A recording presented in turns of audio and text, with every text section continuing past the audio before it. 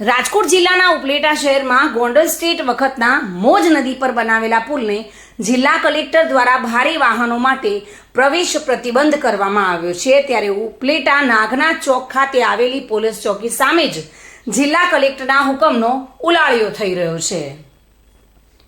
ઉપલેટા મોજ નદીમાં ગોંડલ સ્ટેટના મહારાજા ભગવતજી વખતનો બનાવેલો આ મોજ નદીનો પુલ જે રાજાશાહી પુલ છે અને તે પુલમાં ચકાસણી કર્યા બાદ રિપોર્ટ આવ્યો હતો અને આ રિપોર્ટ આવ્યા બાદ રાજકોટ જિલ્લા કલેક્ટર દ્વારા આ પુલ પરથી ભારે વાહનોનો પ્રવેશ ન કરવા અંગેનો એક હુકમ પણ જાહેર કરવામાં આવ્યો હતો, જે ગત 20 માર્ચ 2024ના રોજ કરાયો હતો। ત્યારે આ પ્રતિબંધનો અમલ ન થતો હોય તેવા દ્રશ્યો સામે આવ્યા છે અને જેના કારણે કોંગ્રેસના પ્રમુખ દ્વારા ગંભીર આક્ષેપ પણ કરવામાં આવ્યા છે। કૃષ્ણકાંત ચોટાઈ, શહેર કોંગ્રેસ પ્રમુખ, ઉપલેટામાં રાજાશાહી વખતનો સ્ટેટનો એક હેરિટેજ પુલ મોજ નદીના કાંઠા મોજ નદી ઉપર આવેલો છે। આ પુલ ને વર્ષો થઈ જતા હવે નબળો પડ્યો છે।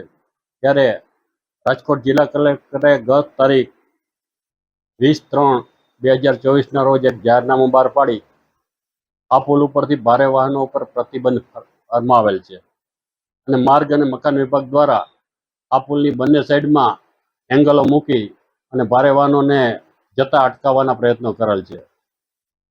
પણ કોઈ પણ અધિકારી હુકમ કરી દે, જાહેરનામા બહાર પાડી દે, પછી એની અમલવારી કરવાની જવાબદારી કેની?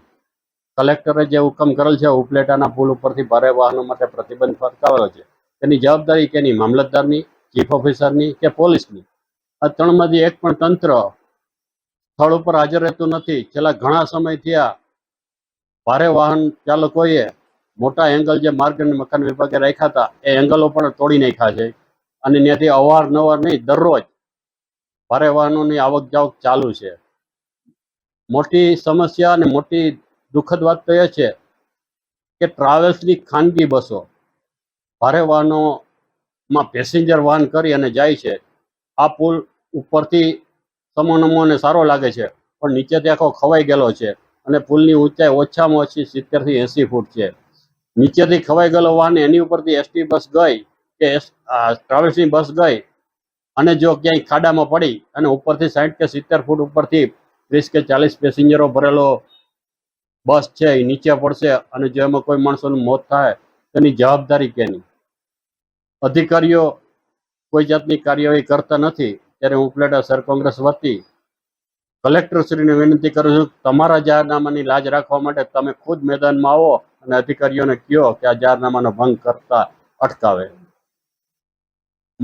ખાસ મહત્વની વાત તો એ છે કે જે જગ્યાએથી આ જાહેરનામું ચાલુ થાય છે, નાગનાથ ચોકથી લઈને નેશનલ હાઈવે સુધી, નાગનાથ ચોકે જે જગ્યાએથી જાહેરનામું ચાલુ થઈને જાહેરનામાનો પહેલો પોઈન્ટ છે એની સામે જ પોલીસ ચોકી છે અને પોલીસ ચોકી સામેથી જ વાહનો પસાર થાય છે, છતાં તંત્ર ઊંઘતું હોય ત્યારે એમ થાય છે કે અધિકારીઓ સવારે ઉઠીને ઓફિસમાં આવે છે ત્યારે પહેલું કામ એમ કરે છે, એ જ અધિકારીઓ કોઈ પણ હોય તો પહેલું કામ એ કરે છે કે પૈસા ક્યાંથી મળશે, આ જ નજરમાં રાખી અને જ્યારે કાર્યવાહી કરે છે એને બદલે અધિકારીઓ ઓફિસમાં આવી અને પહેલાં તો એમને એ વિચારવું જોઈએ કાયદાનો ભંગ કોણ કરે છે ને એની સામે શું પગલાં લેવા જોઈએ।